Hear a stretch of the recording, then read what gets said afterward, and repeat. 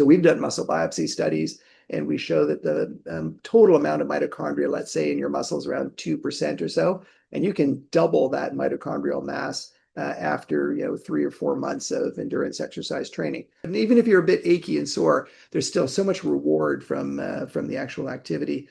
And those disability thresholds are really important as we age. We don't want to cross those thresholds. It's never too late to start. We've done studies in our lab in people up to age 91, where we put them on a training program, and their 91-year-old in a weight training program increased 2 kilos of muscle mass and huge improvements in leg press.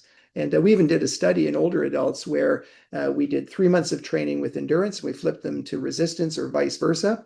And as you would expect, when we did the weight training, they gained strength, but their VO2 didn't go up. When we did endurance training, their VO2 went up, but their strength did not improve at all. And we're now taking this, I call it the Endurex program, endurance and resistance exercise combined, and we're applying that to our patients. Welcome back, friends. Good to be with you again today. I'm your host, Scott Fulton. One of the notable aspects of this podcast's success has been its ability to attract exceptional guests.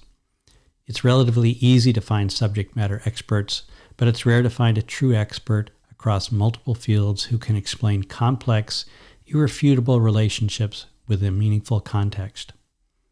That's part of why we see so many conflicting and confusing statements among the leading experts. My guest today is the esteemed Dr. Mark Tarnopolsky. Mark is a neuromuscular and neurometabolic clinician scientist. Dr. Tarnopolsky has published over 560 peer-reviewed papers and has an exceptionally high H-index of 144. What that means is that his research is cited more than the combined total of all the popular experts you and I have likely encountered on the podcast circuit. He's the director of Neuromuscular and Neurometabolic Clinic at McMaster Children's Hospital and follows over 1,500 patients of all ages with myopathies, mitochondrial disorders, and other neurogenetic disorders. Mark's research focuses on pharmacological, nutraceutical, and exercise therapies for neuromuscular and neurometabolic disorders, aging, obesity, which all affect mitochondria and muscle function. He's also the founder, CEO, and CSO of Exerkine Corporation. And if all that weren't enough, Mark has also been a top-level amateur athlete for over 40 years. He's represented Canada at the elite level in multiple sports. And for the cardiopulmonary folks out there, Mark's peak VO2 Max of 86.6 ranks top 20 on record. What does all that mean to you and me? Well, he's one of the top academic and clinical experts on mitochondria, which are as vital to life as the oxygen you and I breathe. He's a living example of human performance capabilities, and now in his 60s, he can draw upon his own experiences as an elite athlete and the therapeutic outcomes of thousands of his patients. Unsurprisingly, our conversation covers a wide range of topics, including mitochondria function, DNA damage, VO2 max, exercise, nutrition, and how all these factors influence health span and aging. It's a lot to unpack, so let's get on with the show. Dr. Mark Tarnopolsky, welcome to the podcast. Great to be with you today. Thanks very much. Pleasure to be here. I get excited about these conversations anyway, because it's really interesting to be able to talk to people who have true specialists. But I think what's going to excite me about this conversation is both this combination of VO2 max, mitochondria function or dysfunction, and aging. Those are all things that get thrown out there a lot, never together, it seems, in the same discussion. So we're going to do that, I think, which will be unique, and really start to bring some under the hood in terms of what's going on with these things and how interrelated they are. And so I think that's to discover you and the unique work you're doing. I think it's just a real privilege to be with you today. So thanks for taking time out to be with us. Oh, my pleasure. Look forward to it. So maybe just as a quick recap, you're coming to us today from where? McMaster University in Hamilton, Canada, up to the north from most of the viewers, I'm sure. Yeah. And your clinic that you run there? Yeah, it's McMaster Children's Hospital, although we do see children and adults, and it's called the Neuromuscular and Neurometabolic Center. So we see children and adults who have muscular dystrophy and different metabolic disease, with my main focus being people with genetic mitochondrial disorders. And again, we follow folks across the spectrum. I'm seeing people in the neonatal ICU right up to saw a 91-year-old urgently this morning with a muscle inflammatory disorder. Yeah, which again, I think is really unique, right? When we think about how stovepipe medicine, and it isn't just by, just by discipline, it's also typically by age as well. So I think that's, and then maybe a little bit we can talk about another unique aspect that I can relate to for sure. But it's more around your endurance background, which is so you don't have to blow your own whistle quite so much for folks. Dr. Tarnopolsky is one of the top adult age group athletes around endurance in Canada, and I would say well beyond Canada in terms of on a global scale. And we'll get a little bit of flavor for that. So maybe you can kind of say what you've been doing in the world of endurance sport over your adult life while you've been busy, working at the hospital and doing research in parallel. Yeah, it's an interesting story. I started out in high school, as most high school athletes do, thinking football's the way to go. And I trained probably harder than anyone to make the football team. And I also did downhill skiing. And got the U.S. ski team training manual, lifted weights, became captain of the football team. People would laugh now when they see me. I was about 35 pounds heavier, lifting weights and eating lots of protein. And my coach kept saying, Mark, you really should do endurance sports. And somehow he knew that that was what I was destined to be good at. I mean, all the fancy stuff we're going to talk about, but a good coach can pick, you're going to be an endurance athlete or a power athlete, and we can talk about that dichotomy.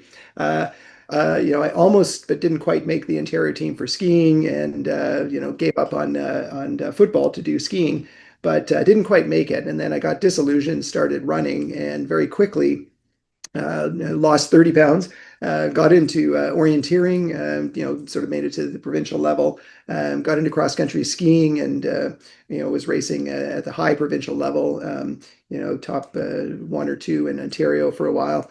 And then I got into ski orienteering, fused the two together, and represented Canada at the World Championships when I was younger, Italy and France. And enjoyed doing that, and then got into trail running, and was the top trail runner in Ontario for a few years, won the circuit, 25, 30, and 50K races.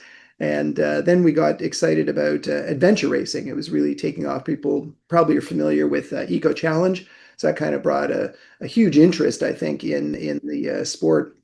So we were, the top Canadian team in the shorter distance. We did generally the 4, 6, 8, and 12-hour races, which is running with some orienteering, mountaineering, mountain biking, and a paddling sport.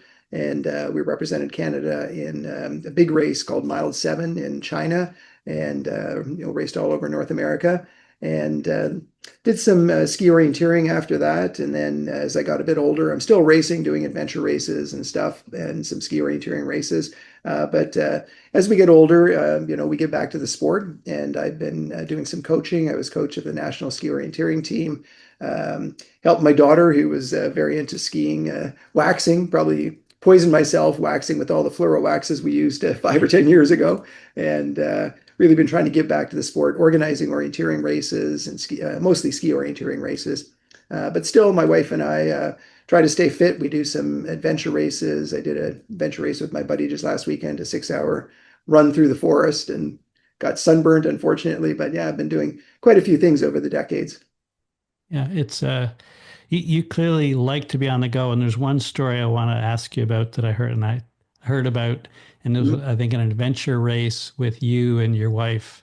And your wife, I gather, had a fall. And am I on track with the story generally?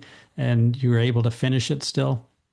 Yeah, that was last fall. And if you saw my wife, she's about 125 pounds and gray hair as I have. And we were in this adventure race, and she doesn't mountain bike at all. We mountain bike once a year when we do this race. And my good friend Mike Waddington organized it. He's the former North American orienteering champ. So beautiful orienteering. But you start off with a mountain bike, and she's so unskilled in the mountain bike, fell over and said, "Geez, I think I broke my hip." And there was a doctor there who was also involved, and we were going to pull out of the race. And she said, "No, I think I can keep going." So we finished that. Then we did the paddling. We did a run. We ran through the woods. I almost stepped on two rattlesnakes, and we hustled to make this cutoff, and we made it by 6 seconds. She was running so fast. Then we went out on the mountain bike. Sure enough, she did break her pelvis, the ramus of her pelvis, and she raced for 4 hours on that. We ended up winning the Masters hands down, and I think we were sixth overall in the race, which was her fortitude and toughing it out that really got us to the finish line. Yeah, there's something going on in your house that's that most people would have a hard time imagining. But I guess like everything, right? We could flip around and say, what becomes your norm is your norm, and it may not be as normal relative to the people down the street. And yeah, but it clearly working for you without an ability to stop and park for very long, obviously. So. No, no. Directed ADHD, I think one would probably say. Yeah. Well, I was thinking about as we kind of talk about what things you've learned along the way through your research, but also I think another common thing with you in terms of peers would be, I'm guessing you would describe yourself as a bit of a lab rat in terms of some of the testing that you've been doing, in any number of ways, whether it's dietary or physical, to kind of not just test your limits, but learn about what you're doing while you're testing them. Is that fair to say? Oh, very much so. I remember it yeah, came into sharp focus many years ago. Again, my buddy Mike Waddington and I were doing a 24-hour race, and I was a young kid just coming out of fourth year undergrad physiology. And back then, there was all this talk about carbohydrates and maintaining carbohydrate intake and taking in 60 grams an hour and get your carbohydrate stores up. So we were out after about 10 hours. And if you paid me $1 million, I couldn't put one more molecule of carbohydrate into my mouth. And there's this incredible aversion to the carbohydrates after a long period of time. And we had to back out of the race. And I remember going to the start finish line, and all we wanted was meat and cheese, butter. And it's interesting that we did eventually, I discovered some papers that showed if you put a mouse or a rat into an experiment where they have only protein, and then you give them a smorgasbord, they'll choose fat and carbohydrate and vice versa. And it's a really interesting evolutionary strategy, if you think about it, that if you're only eating one of the three major macromolecules, that your body's eventually going to get sick of it, and you're going to start to desire the other ones. And I think it's a really interesting evolutionary Mother Nature sort of a thing that gives us more of a balanced diet, and we seek what our body actually needs. And it was really fun to have that come into sharp focus. The other interesting thing, which I've learned over the decades, is when I was younger, I think there's a lot of metabolic flexibility. We've got such a high engine, and we're so well trained that you can tolerate a little bit of wobble in your nutrition. And we didn't pay as much, or at least I didn't, as much attention to nutrition until you get in your 40s and your performance is starting to come down. And then you start saying, wait a second, I've got to really be careful about carbohydrate loading. I've got to take the right amount of protein. And you could really feel it in gels, for example. So if you're doing a 25K race, I used to do it just with a bit of water at the beginning, and I'd run the race, didn't think of it. But as I got older, after about 15K, you could feel the carbohydrates coming in. It's 2 to 3 minutes later, and you could just feel that you were starting to, you could feel them come into your body, and you could feel this perception of effort drop. And then about 15, 20 minutes later, it would drop down again. You'd take another gel. So it's kind of interesting too that you really start to notice how important absolute perfect nutrition is as your performance starts to drop. You have to sort of optimize everything, and so over the decades, you find out what works for you. And I guess one point from all of this is although we have studies under ideal conditions which says, carbohydrates work, glycogen loading, et cetera, there's nuances, sex differences, which we've studied, and also not everybody responds. So I think the critical thing is, we have general guidelines we learn from the research we do, but then each individual has to sort of adapt that to fit their own unique nature. Buddy of mine I raced with, probably the fittest guy I've ever known in my life, Martin Ridlow, loves savory. And yet I tend towards more sweets when we're racing. And yeah, you try to give him a carb, he won't even touch it. He loves the savory and, obviously performs very well as such. So I think that's an important thing to be flexible and to experiment with a variety of different things and find out what works best for each individual athlete or person doing their sport or activity. Yeah, and that's great advice. That's one that, I get all kinds of questions as you do, I'm sure. What should I do? Well, what you should do is what works best for you. And the only way you're going to find that out is by testing. And I think I sure see it in endurance sports. You were talking there. I actually went back to a half Ironman I did in Edmonton. It was a race where during the run, I could tell when I would take a gel literally within a few minutes. Now I went under 5 hours in that race. It was a great race. But then when you've got everything dialed in, Yeah. right? And you're like, I couldn't have executed the race any better from any aspect, but you only know when you're there. And if you're just kind of not testing yourself, it's really hard to get the feedback that you'd like. But that's the reality of that kind of world. Mhm. If so maybe we'll talk now, if we could, a little bit about VO2, and just for those who maybe aren't as familiar with VO2, maybe you can talk a little bit about kind of what VO2 is, and then where I want to go with this with you is kind of the role of mitochondria, Yeah. and then we can overlay aging into that and kind of this moving mark as we go through, because everybody wants to think about VO2 as an absolute number, as a point in time. Right. But it clearly, all of those things are moving all the time. So maybe you can kind of ground us on that.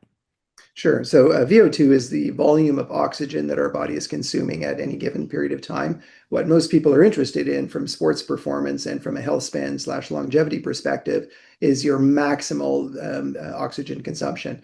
And so generally what we do is we put person on a bike or a treadmill so that we can, increase the gradient or the speed to really bring that person to their absolute limit.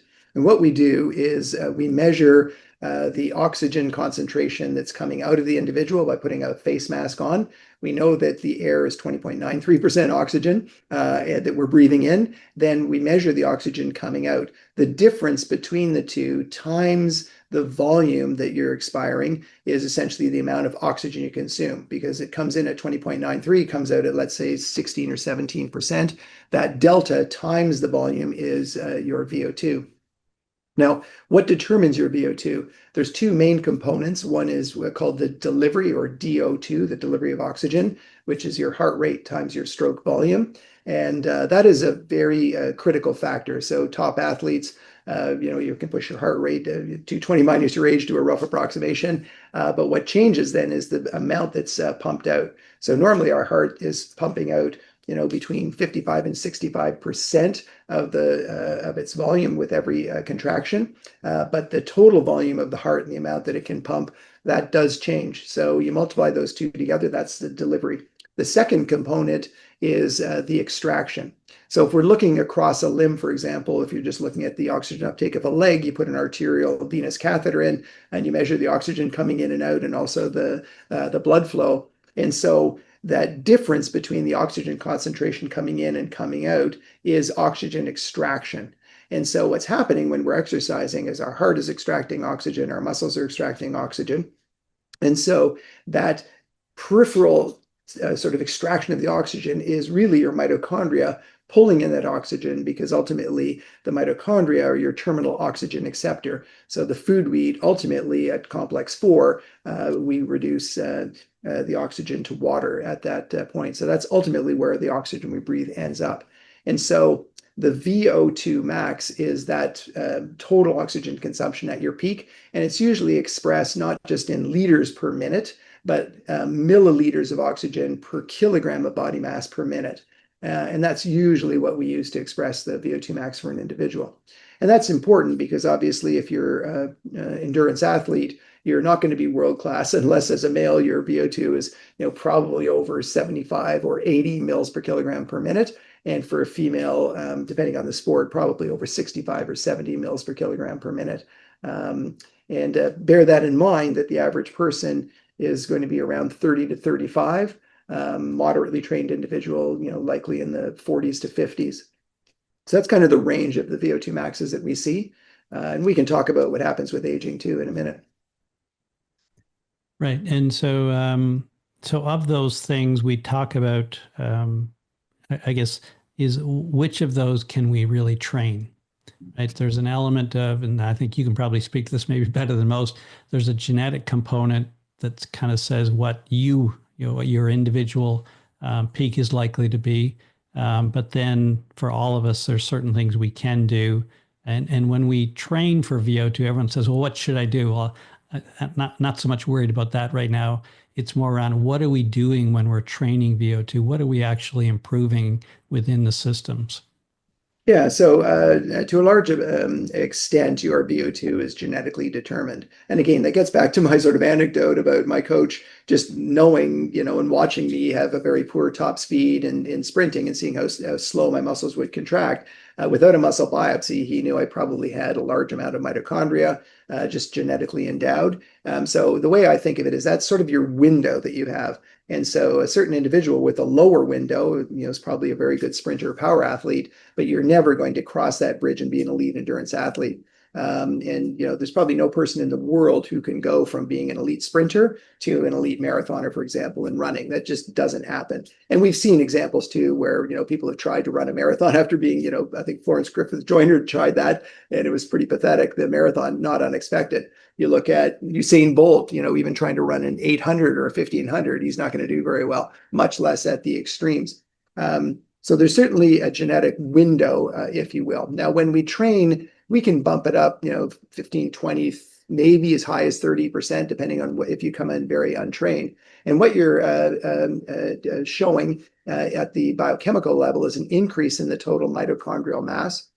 So we've done muscle biopsy studies, and we show that the total amount of mitochondria, let's say in your muscles, around 2% or so, and you can double that mitochondrial mass after 3 or 4 months of endurance exercise training. So one, we improve the ability to extract the oxygen, which is half of that equation. But as I mentioned before, we also get an increase in the stroke volume. That's really the main thing. Your heart rate, that's not you don't train your heart rate. If anything, over time, it comes down a little bit because you're pumping more with each pump. So your delivery improves as well as your oxygen extraction at the periphery.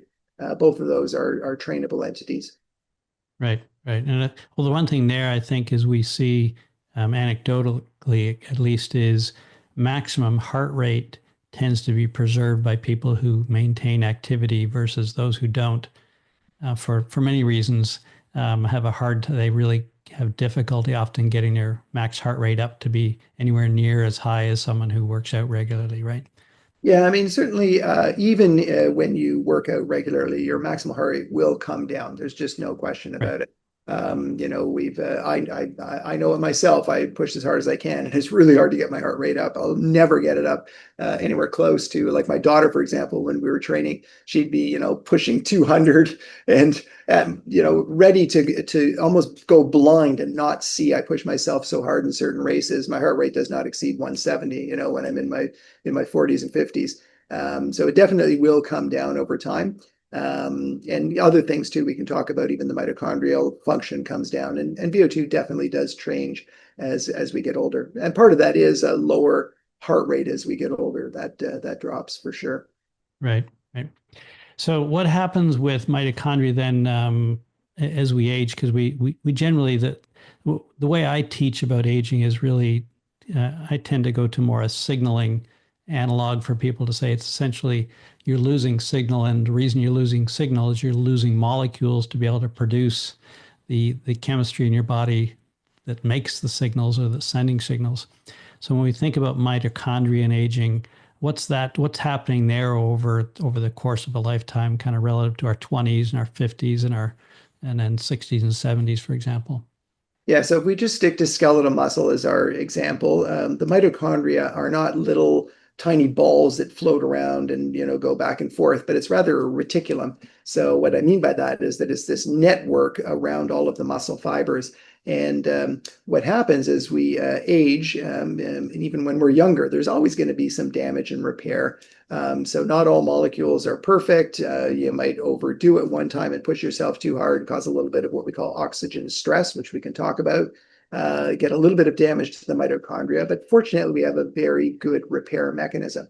So what happens is if a mitochondria becomes damaged, it kind of gets walled off. It's sort of identified through a complex process, and we FIS, for lack of better terms, almost like snipping it out, like pruning a tree is my way of thinking about it. And we remove those damaged areas. The ability to prune that tree does go up when we do exercise training. So things like MFN2 or mitofusin, which fuses them together, and the fission proteins will go up. So we turn over mitochondria a little bit better. But inevitably, that is an ongoing stochastic process throughout our life. We will start to accumulate some damage. So what we do find is that we will see that the mitochondrial DNA, which is this little remnant of DNA that we have left over from its original origin, probably 1.5 billion years ago, as a bacteria which invaded our cells, that eventually does show little tiny pieces that are missing. Those are called deletions. Now, we do see that in muscle in some of our patients who have a accelerated aging disorder called chronic progressive external ophthalmoplegia.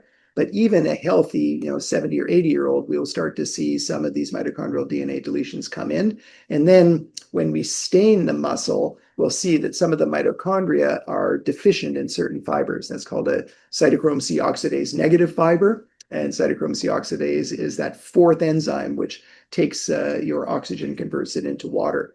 So that does show accumulated damage as we get older. And so the mitochondrial mass will come down and their overall function will come down as we age. Now, if we exercise, absolutely, we can preserve that. But unfortunately, which I've experienced at the very sharp end of the stick doing sports, you feel that your performance comes down, and for sure, VO2 max will come down. And we've shown that in cross-sectional studies. We've shown that, and others have shown that longitudinally it will come down. But it's far better preserved if you exercise on a habitual basis. For example, Justin Crane, one of my PhD students, did a study in younger, middle-aged, and older sedentary versus elite endurance athletes. And the folks who were over 65, who were masters athletes, many of them at the national and international level, had higher VO2 max than the sedentary folks did in their 20s. But of course, compared to the elite folks in their 20s, their VO2 was down. And myself, my VO2 has definitely come down over the years, as expected, and it's just part of human aging. Yeah, so let's just talk about that for a second. So your VO2 max today, you estimate to be around what? Yeah, so we've had it measured, a few years ago, like 2 or 3 years ago, and it was 70 at the time. I was in my about 57 when we did that. At my peak, and we've measured this multiple times in a certified lab, it was 87.6 was the highest. I don't think I got that on a printout to get that on vo2max.com, but I got it here. This was 86.6. That was my second highest. So I did retain that. I was 28 years of age when I did that, and competing at the elite level back then.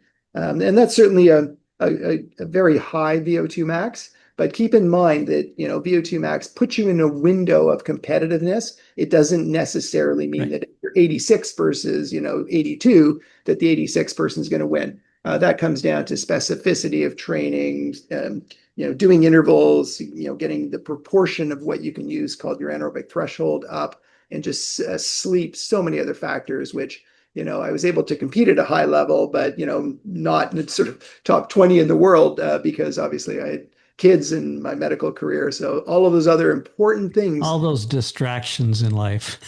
Yeah, but that's what makes a Jakob Ingebrigtsen the best endurance athlete in the world is everything is focused, sleep and nutrition and absence of other external extraneous factors which cause stress and inhibit your training and your recovery. And sleep is such a critical aspect in terms of peak performance to restore the mitochondria through the clock gene regeneration process. It's very, very important.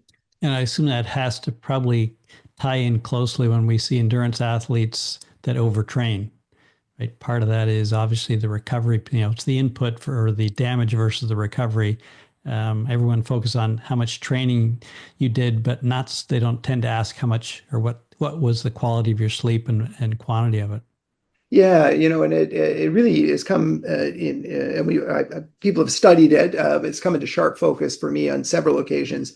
I remember one, I was living with a young lady who was fifth in the world in triathlon, and she had taken a leave from her master's degree to focus and try and win the world championships. And she was living with me at my uncle's place, and I watched her life.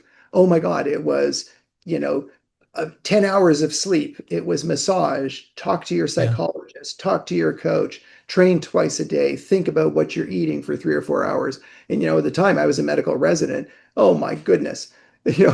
For me to just get out and, hammer out a 1.5 hour run at 6 in the morning, that's about all I had time for. And, you're running on 6 hours sleep. And it's very clear that to be that elite, it's so important to dial all of those other aspects in. And most athletes to be winning the Olympics in an endurance sport and stuff, you're flying pretty close to the sun.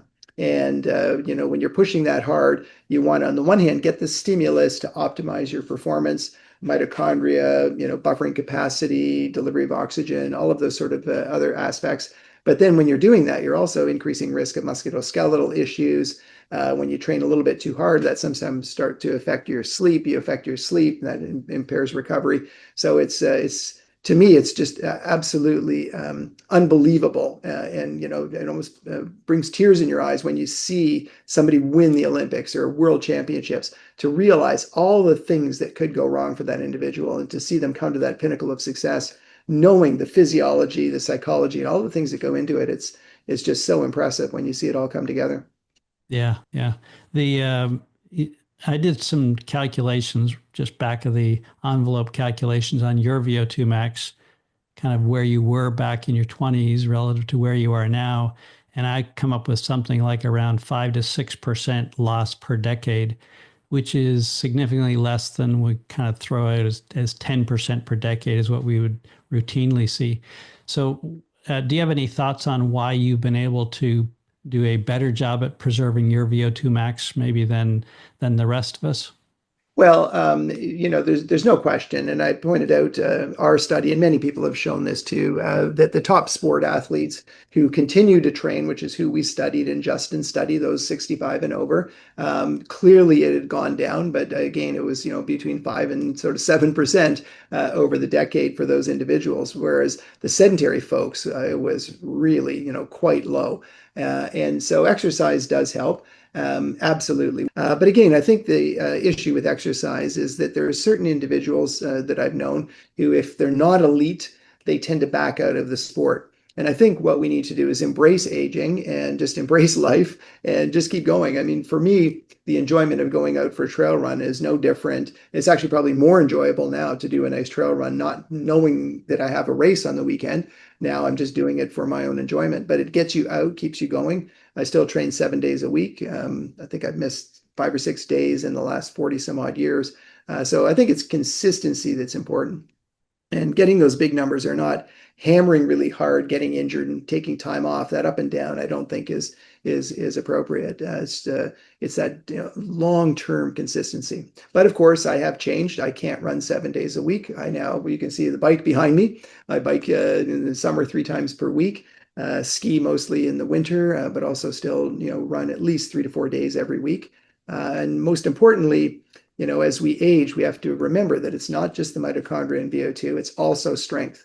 And I think that becomes equally important when we start getting up over, probably age 50, 55, to start adding in, I call it titrating in more of the resistance training.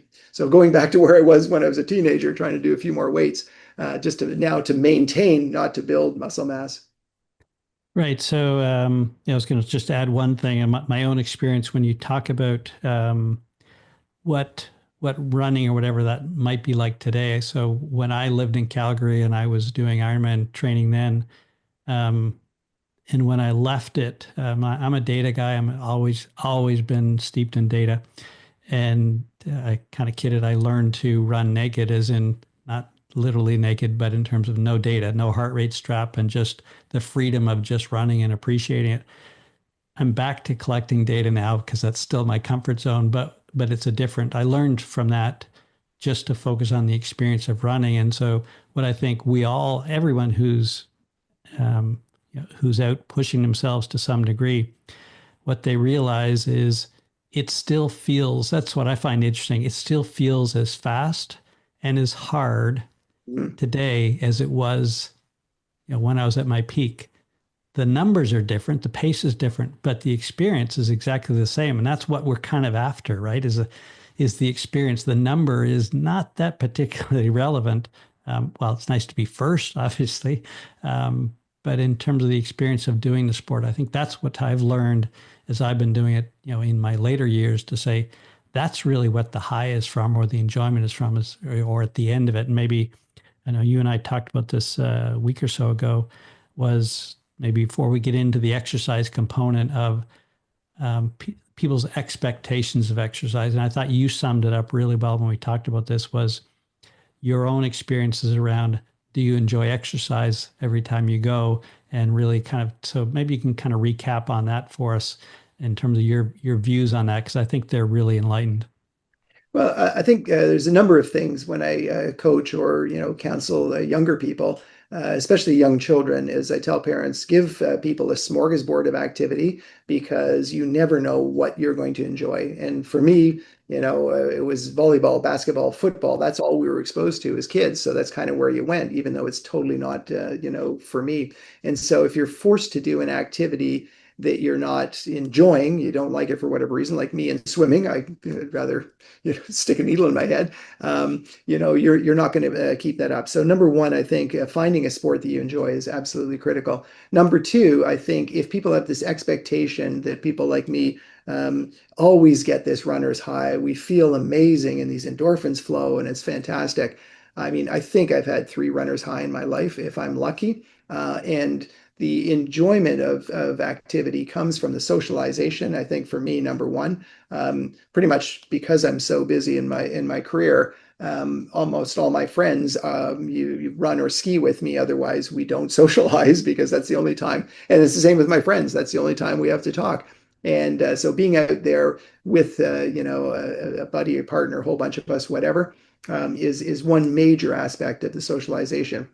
And it could be a horrible run. You could feel awful, but you still have that great experience with another individual who has, like-minded experiences and enjoys it. Number two, I think for me, it's not so much the enjoyment while I'm doing it, which, yeah, sometimes we have these great days and, it's a fall day and you're up on the escarpment and the trail's beautiful and you don't fall and everything's great. But more often than not, it's that always you will have that reward afterwards.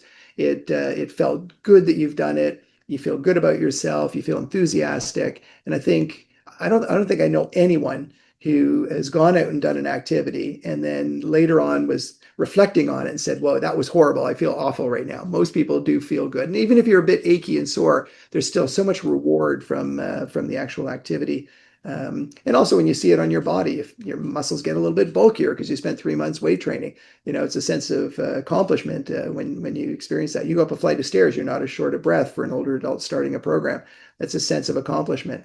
Your partner says, "Hey, your tummy's a little thinner. Your jeans are falling off a little bit because your waist to hip circumference is better." There's so many aspects to exercise that I think people need to embrace. And everyone's motivation might be a little bit different, but if we pigeonhole people into saying, people who exercise always love it and it feels great, I mean, that's not the way it works. Yeah, I think of it the other way, is this emotional reality of you only appreciate joy by experiencing sadness. And so I have lots of runs where I've gone out, you probably have too, where, for whatever day, like this was just not happening. It was just a grind. And then a couple of days later, you go out and do the same workout, and it's like, wow, I don't know what it was 2 days ago, but I'm feeling great today. And so you really appreciate it when it is working, right? And Oh, absolutely. I think that's a very important point. And probably 60-70% of the time you go out, it's raining or it's cold or there's, the snow's really, really, sticky and, you got to reel your skis and you're still going slow. But, when you finish and if it was pouring rain and you got too cold, you jump in the sauna. Oh, just the feeling of accomplishment, when you tough it out. And I think the other thing too is as humans, we're in so many artificial environments. I think, that's why I like outdoor sports, and I would encourage everyone to get out and enjoy the outdoors.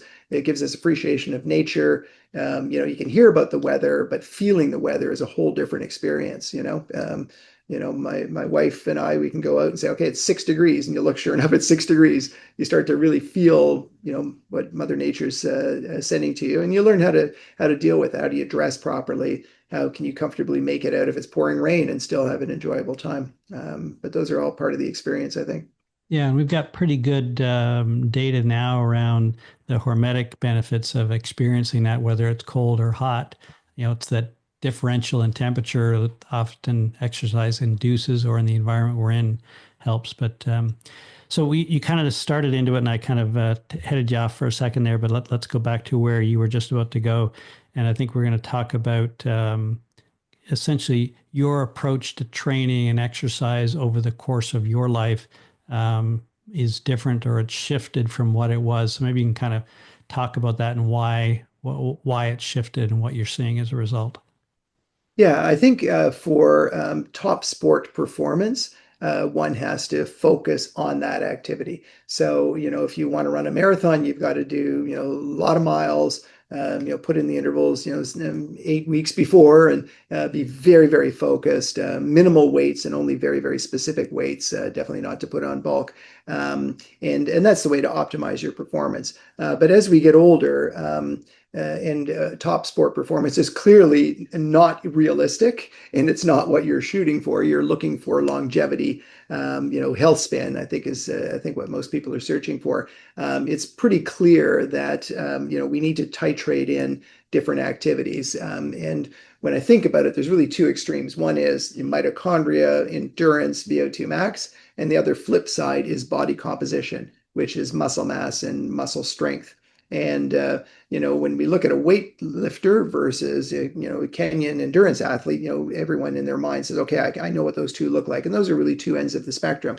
And so clearly, what our research has shown is that if you just do endurance exercise your whole life, you really don't get the same benefits from a strength perspective. There's a small benefit. We've shown that in some of our studies. Bengt Saltine, probably one of the most famous physiologists in the world, did some studies on marathoners who were over the age of 65, and their leg strength was no different than sedentary folks. So the point there is to maintain strength over time so that you can get out of a chair, go up a flight of stairs, pick up your grandchild. We need to titrate in resistance exercise. And the flip side, if you're just doing weight training, you've probably seen some of these individuals who are just weight training, football players, and they actually, are clinically obese when they get older. And some of them are dying of heart attacks in their 50s and early 60s. So on the flip side, those individuals need to titrate in more endurance activity to maintain that cardiovascular fitness, lower triglycerides, lower cholesterol, all of the other benefits that come from more of the endurance activity. And we even did a study in older adults where we did 3 months of training with endurance. We flipped them to resistance or vice versa. And as you would expect, when we did the weight training, they gained strength, but their VO2 didn't go up. When we did endurance training, their VO2 went up, but their strength did not improve at all. And we're now taking this, I call it the Endurex program, endurance and resistance exercise combined, and we're applying that to our patients. So our myotonic muscular dystrophy patients, which is a genetic disorder which causes muscle weakness, we did an endurance study. Their fitness went up insane. VO2 max in these individuals went up about 30%. Wow. Leg strength did not change. Hand strength did not change. So now what we're doing is we're doing the Endurex program. So we do endurance and resistance.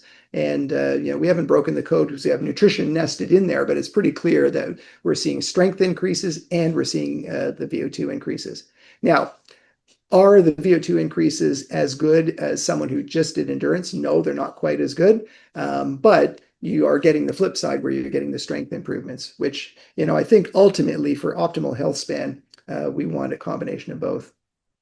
Right. And I think, we could take what you're doing, for example, and put it against a series of functional tests that we would say, now that actually would be directly related to what you're going to do in life in the course of your future years.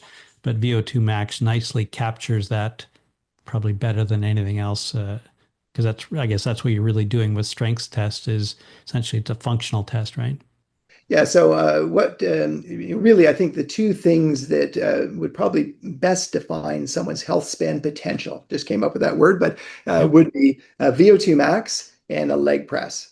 I think based on all of the research we've done, those would probably be the two metrics I think that give someone your overall sense of what your health span would be.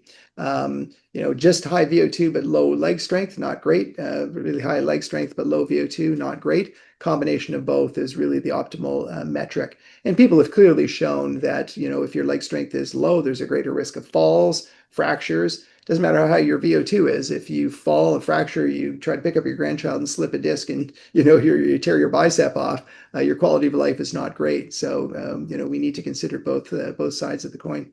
Right. And you're also putting muscle mass in places where you can have the biggest impact, right? In terms of in your legs. Absolutely.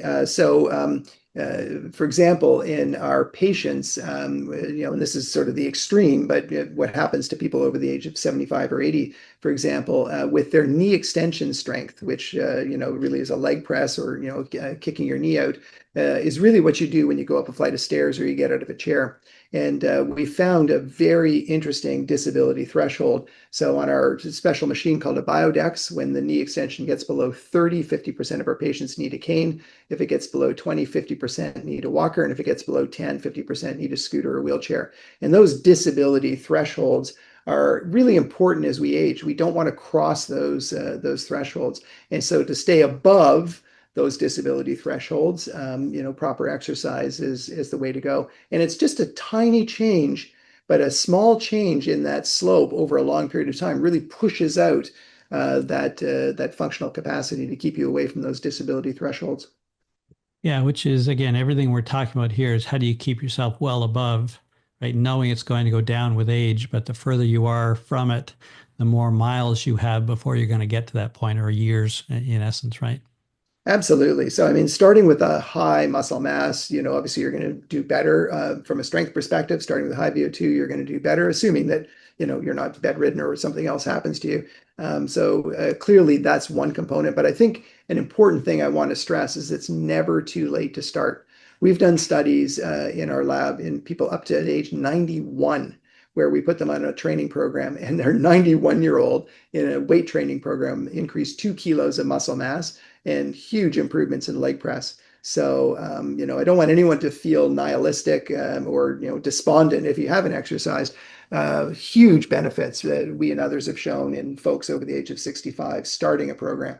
Now, obviously, lifelong exercise has been proven to extend your lifespan by about 4 years, improve your health span, depending on what metric you use, by about 10 years. But again, starting, even when you're 50, 60, 70, it's never too late. Yeah, because potentially you have a lot more years ahead of you.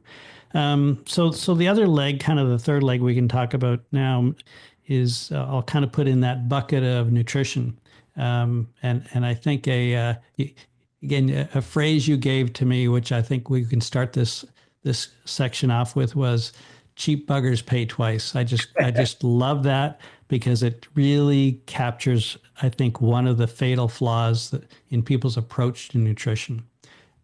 The other is they're chasing the experience or the sweet experience, but the other is they have a hard time understanding the value of quality nutrition. So this I know is an area you've studied really well, and I think maybe we can kind of start off with this a term I hadn't heard before, but I think it captures it well, is avoidance of deficiency. So maybe you can talk about what do you mean when you say avoidance of deficiency? Yeah, so there's several things that I think we need to consider. Aging doesn't start when you're 65. Aging starts, the minute you're born. But we need to start thinking about it, in our 20s and 30s. And if you have a really horrible lifestyle when you're starting your career, and you get caught in the whole, craziness of kids and work, and you don't think about your diet, you're going to have consequences. So people need to think about their entire lifespan. So as we age, there's a number of things we want to avoid deficiencies. So what deficiencies are common? Clearly in North America, especially as you go to more and more northern latitudes, vitamin D deficiency is common. And there's two areas. There's insufficiency and there's frank deficiency. Insufficiency has been associated with a slightly greater risk of cancer, cardiovascular disease, and poor bone health. Deficiency is pretty acute. So we have patients who have levels generally categorized less than 25 nanomoles per liter, where they are frankly weak. They can have bone pain, exercise intolerance, VO2 max going down. We've had some patients referred for query muscle disease because their muscle enzymes are up and they're frankly weak with deficient vitamin D levels. And when we started measuring them in our patients, which is pretty reflective of the general population, about 15%, 1.5, are actually deficient in vitamin D. A horrible state to be in and something easy to rectify. If you can, get it measured and take a supplement, because vitamin D, you don't want to go out and expose yourself to the sun and get cancer. So a supplement's a very inexpensive way. For example, Costco, you get a twin pack for about $10 that's going to last you better part of a year. Bring those levels up into the normal range. So that's very important. 85% of our patients are insufficient, meaning that they have levels between 25 and 75 nanomoles per liter. Again, trying to get up to the sufficient range is something that's recommended. The other thing is vitamin B12. In our population, it's around 10% are deficient in vitamin B12. And it's much more common in individuals who are vegans, where it's really high incidence of vitamin B12 deficiency. But a lot of individuals are having more highly processed foods and not as many green, leafy vegetables and salads and stuff can become B12 deficient. There's also a B12 deficiency associated with an antibody called antiparietal cell antibodies. And so getting your B12 checked is definitely something that people should do. And if it's in the low normal range, I would recommend either taking a supplement or going to a dietitian and increasing your B12 intake to get it up at least 25% above the lower limit of normal. And why is B12 important? It is involved in making DNA. And we've had patients, in fact, it was a runner, not an elite runner, but a fairly good runner, came to me tripping and stumbling and had what's called a neuropathy. So the peripheral nerves were affected, and also had various other things on his neurological exam that made me suspicious for B12 deficiency. And sure enough, very low vitamin B12, and person who, had no reason for it, wasn't a vegan, and that was irreversible. So we put him on B12. It prevented the decline, but he never ran again. And I've seen, at least 5 or 6 patients over the years who've come in with severe neurologic consequences from B12 deficiency, which can happen very quickly, and yet it's totally preventable. So those are some. Iron insufficiency is very common in women, much more common in vegans as well. And people think that iron is not important unless you become anemic. Anemic means that your red blood cell count is down and your hemoglobin levels are low. And so a lot of folks will ignore low iron stores until they become anemic. The problem there is iron is important for the mitochondria. We have these iron sulfur clusters, and in animal models, low iron stores can start to affect the mitochondria even before the animal becomes anemic. Once you're anemic, then you've really hit yourself in two aspects. You've affected the mitochondria, which is extraction of oxygen, and the delivery of red blood cells. So generally, we would recommend getting your ferritin levels checked. That's your iron stores, and especially women, much more common to have in deficiency in ferritin, and trying to get that level up over 50. So those are some of the common deficiencies that we do see and that are very measurable by your family doctor.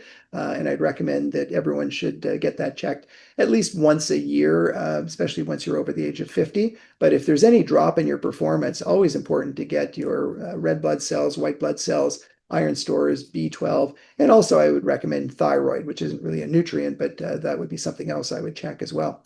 So that would be prevention of deficiency. Those are some of the things that I'd recommend. But also, I think a key component is protein intake.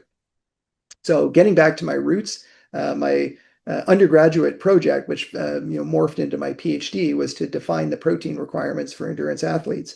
And we published in 1988. Many of you weren't even born then. Or my first publication with top sport endurance athletes showing that they needed about twice the Canadian or US recommended daily intake for protein. And I was laughed out of conferences. The standard old school British nutritionists said there's no increase in protein requirements. They studied a guy in their little coveralls going for a little stroll in the British countryside and said that was exercise. But our study, we had a VO2 max average of 75 mils per kilogram, and those people needed quite a bit more. And that's now been replicated by, Tour de France athlete Fred Brune showed that. Multiple other different technologies have shown that the top sport athletes need at least twice the Canadian and US recommended daily intake. Now, how is that relevant to aging? Stu Phillips, Mike Rennie, and various other people have shown that as we age, our body's response to the amino acids, which are the building blocks of protein, goes down. Normally, when we take in the amino acids, it helps us to increase insulin. They're taken in and we start to build protein. But that anabolic resistance, it's called, so the response to these amino acids goes down as we age. And therefore, whether you're an athlete or not, you have to bump that up 20, 30% for the requirement as a person gets older. So that's critical.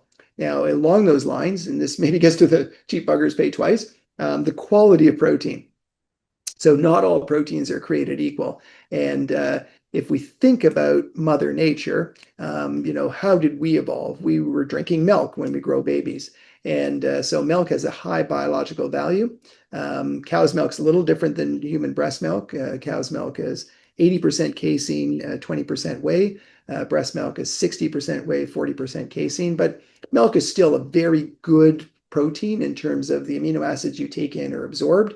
Now, the other one is egg whites. Lizards and birds split from us 220 million years ago, and that's what they chose to grow their critters. But for humans, that still is a very high biological value protein.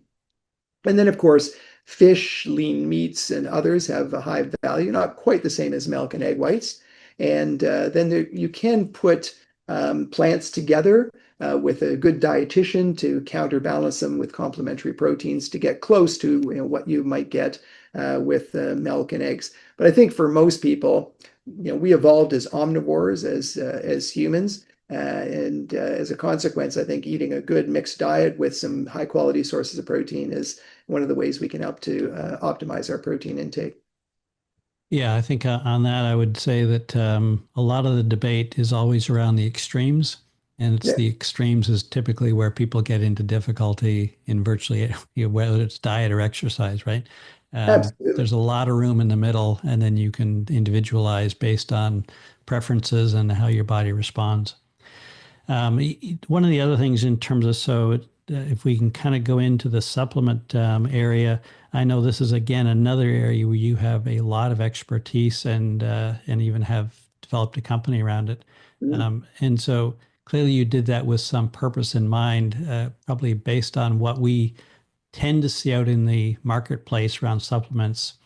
And having done some work in this space myself to understand different companies' standards, it is clear that there is a wide range. So yeah. what was your kind of approach into the supplement space, and why, and what have you come up with through that work? Yeah, so I think one of the things that came into sharp focus decades ago was some of the insane false claims that people were making. I remember one company saying that we have feces spackled inside our intestine, many kilograms of feces, and by flushing that out, you're going to lose fat from your waistline. And yet, I heard that every day on the radio, and people were selling products based on that. I remember hearing about a study where they looked at echinacea products, and the range was 1% of label claim to 200% of label claim. To me, that and innumerable other claims that people are making is complete false advertising. And it was driving me crazy. These crazy claims saying that you're going to lose 20 pounds of body weight in 2 weeks. Yeah, if you starve yourself and don't drink anything, but all of these false claims. So I was thinking, geez, it'd be nice to bring something that had scientific backing and what I call a nutropharmaceutical approach. And what that is to take pharmaceutical principles and apply it to nutrition. So that's really where we started this company and said, we've done all this work, let's put it all together. So we started a company called Stay Above Nutrition, which really just says stay above that disability threshold. That's where that term comes from. And we're huge proponents of exercise, the endurance and resistance aspect of it. But it's pretty clear from our studies that if you optimize nutrition, you really get a much better bang for your buck. So one of the things that we've studied a lot is creatine monohydrate. And my first PhD student, Stu Phillips, and my first graduate student, Johnny Parisi, came up with a combination of this whey protein plus creatine, vitamin D, when we talked about the vitamin D insufficiency issues, calcium, where there's some good evidence that it helps with bone and even can help with muscle. And they also added omega-3s to that and showed that in older adults, even before they started doing weight training, they improved their muscle mass with that. But in a combination of exercise training, markers of cognition improved, triglycerides went down, and muscle mass and strength were markedly improved. And that was compared to a collagen protein. So collagen on its own has a lower biological value, but they had to sort of match the total protein. So that was a combination that we actually, with our company, bought the rights to that and called it Muscle 5. So I tweaked it a little bit, and we put the humanized milk ratio of the whey and casein into it. And then we marketed it with that. And we reproduced the clinical study as well. So we showed the same thing that Stu did in older adults up to age 91. So we've marketed that. I've got it behind me, the Muscle 5. I take that every morning. We've also shown that in obese and overweight individuals who are taking that versus the collagen, they actually lost body fat, increased muscle, which, as you know, with Ozempic, the individuals who take that definitely lose weight, but up to 40% of that is muscle. In contrast, with the optimized nutrition and exercise, we see a preservation of muscle. In fact, we can increase it while still losing body fat. So that was one of the things that we were working on. Again, more strength and power. But we've also looked at what we were using to treat our mitochondrial patients, which is a combination of coenzyme Q10, alpha lipoic acid, and vitamin E as what we call our mitochondrial core concept.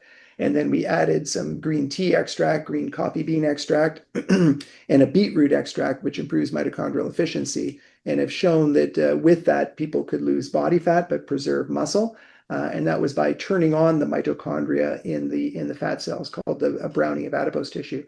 And that has 7 components, so we call that trim 7. So we've got these, one helping mitochondria, one helping the muscle mass.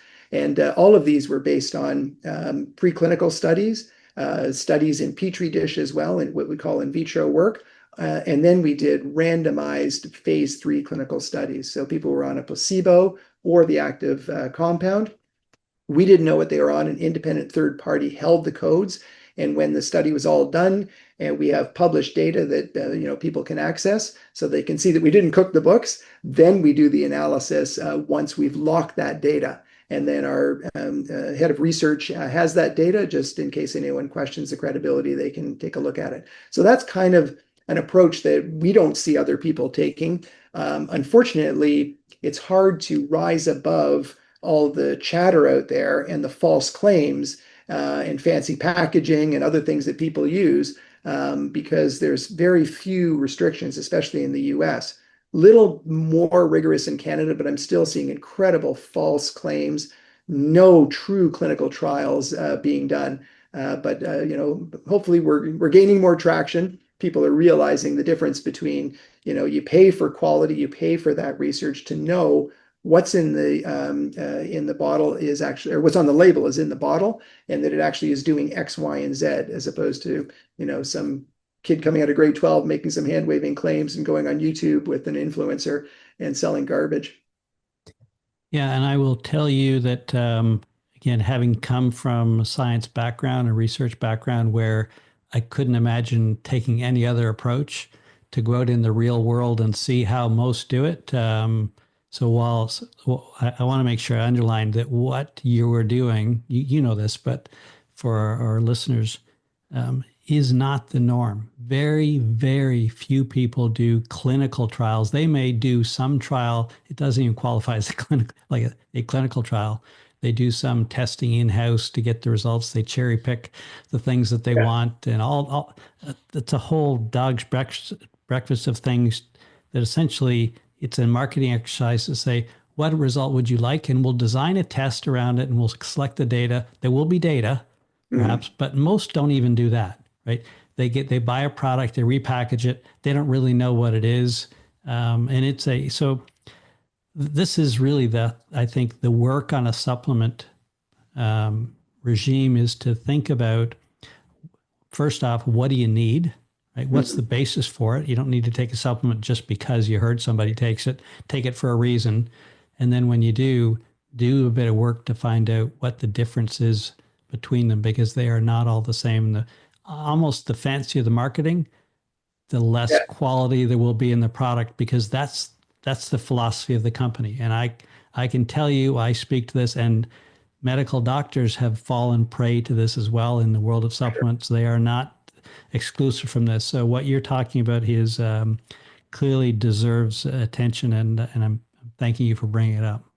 I appreciate it. Yeah, no, we've seen so much. And again, we have people even writing in saying, why is your stuff more expensive? Well, it's a multi-ingredient supplement. It's been built and backed by science. We take the highest quality protein. So instead of having, a concentrate, which often will bring lactose in, which makes people with lactose intolerance not able to take it, we choose expensive isolates where we've removed the lactose.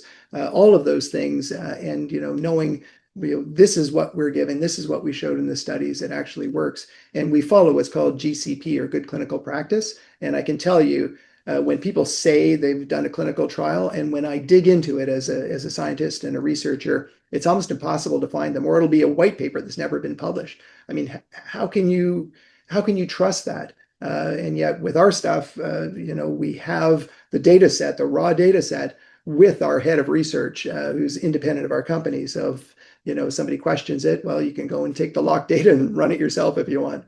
If as an industry we held this up as the standard, 99% of the supplements we know out there in terms of suppliers would be gone. They would have never have appeared, right? So that's really what you're looking for. So it kind of goes back to where I started this, cheap buggers pay twice. Absolutely.